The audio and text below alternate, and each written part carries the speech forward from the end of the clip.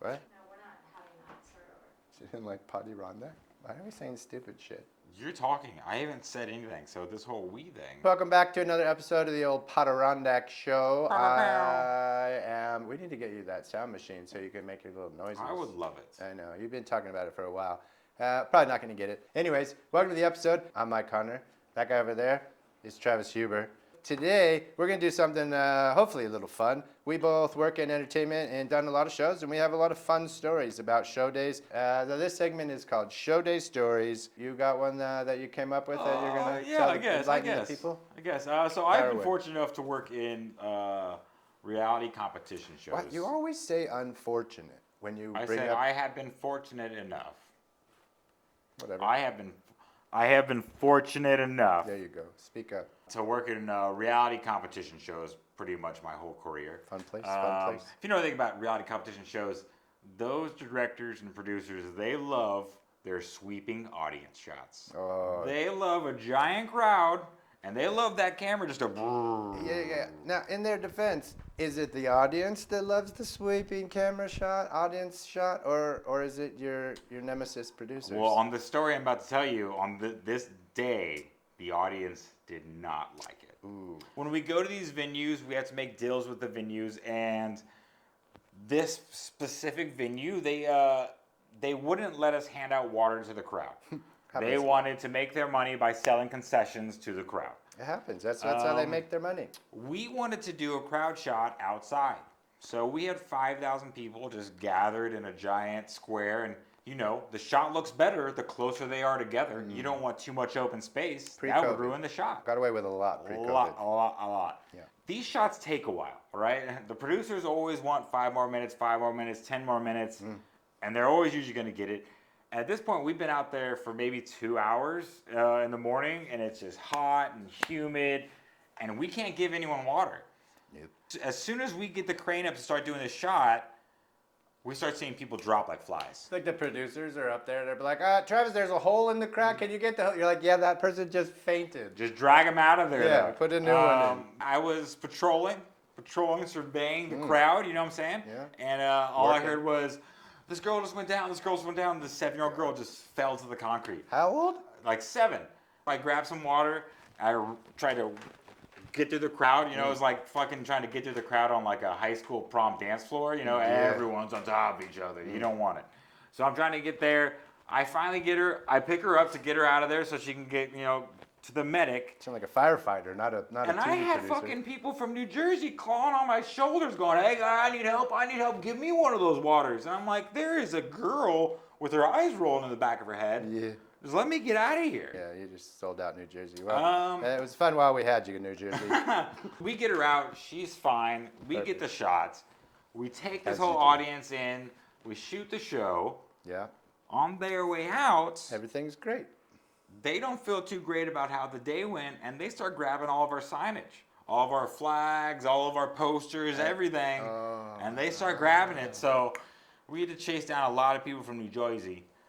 And they're fast in New Jersey. They're very fast in New Jersey. They don't mess about. No. They just jacked all of it. They started taking them by the handful. We just get something on the radio going, hey, they're taking things.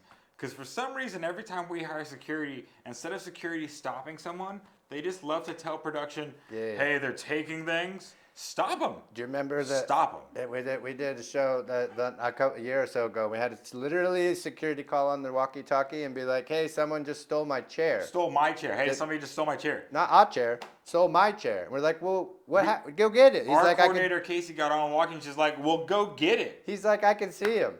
Well, stop him. Yeah, go. Your security, you're allowed to stop the guy from stealing your own chair. Listen, some of them are great. Not all of them. It's like life. Yeah. So they stole all your crap. Well, did you give them any water, or you're like, fuck it, you got our band? There was a point when we started pulling enough people that were passing out that our EIC was like, fuck it, give the people water. So we just bit the bullet and we had to pay the venue. But that's a fun thing in production, you know. We're always biting the bullet for everyone else. You got a fun story? I do have a fun story. I got the privilege of working on Grease Live. Do you remember that? I do. That show? It's got one of the Huffs in it. It right? does have Julianne one Hough. of the Huffs. She was amazing. This was the first time, to my knowledge, I Apparently George Clooney shot a live movie once. Fucking Whatever, Clooney. George Clooney. Nobody saw it. This was the first experience, to my knowledge, where anyone had attempted to shoot a feature film live and put it on TV. That's crazy. This was also right around the time Facebook Live it had been out in beta for a minute. Originally, I don't know if you guys remember Facebook Live. It's funny to say that now, but Facebook Live originally came out for celebrities to kind of interact with their audience on the fly live, right? Some people started doing something a little more with it, and then everybody wanted that second screen experience. So they called and they were like, hey, we want to do a Facebook Live second screen thing with Mario Lopez and Jeannie. Do you remember Jeannie from the Ellen Show? Dude, Jeannie was the best. I think that was her name, Jeannie, Jamie, something. Jeannie, it was Jeannie. Obviously wasn't the best. Can't She remember was her name. so funny and so cute. Whatever. Anyway, so we got called to come in and produce a whole Facebook Live second stream experience. One of the first ones. Very proud about it. Really, you know. Not really. Anyway, so I came in. We get through a couple meetings, and I was with Hoferth, who's our boss now, and I'm like, bro, these people are crazy. This is never going to happen. This will never work in a million years. Why? Because you can't shoot a live feature film. We had 4 sound stages. We were on 3/4 of the backlot at Warner Brothers Studios. Like, No one can trip. The cameraman can't trip. No Bro, one can miss a second. It's nothing. gotta be QQQ. But you guys Um, redid though. Y'all basically tried to recreate the whole movie, obviously in your own creative style. But I mean, sure, but like it was pretty close to the original movie with the John Travolta and Olivia Newton-John and the Pink Ladies, and Thomas Kail was the director of the theater version of the musical. Okay. Alex Rudzinski, who's amazing. massive director, TV director. You've seen his work. Yeah. You've seen his work. He's really smart. One of the probably few people that could have pulled this off. Literally, the crew on this thing was the best in the business. From the directors to the producers, the lighting guys, the utility camera guys, like audio guys, the PAs were the best PAs in the business. It was crazy. So who wasn't available, and then they called you if they got the best available?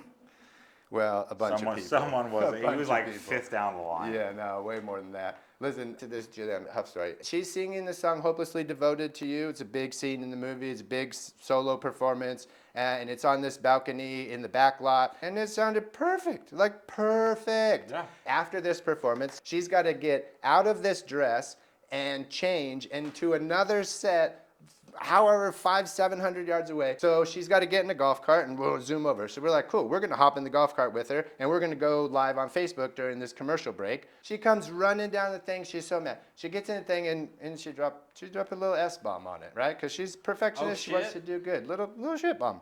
So we had to write a little sign, like on the day, which means It like said on no the, shit. said don't cuss live on Facebook. It worked. She didn't cuss. Way to go. That's It'd be what funny a if it pro said no, does. and then quote and shit.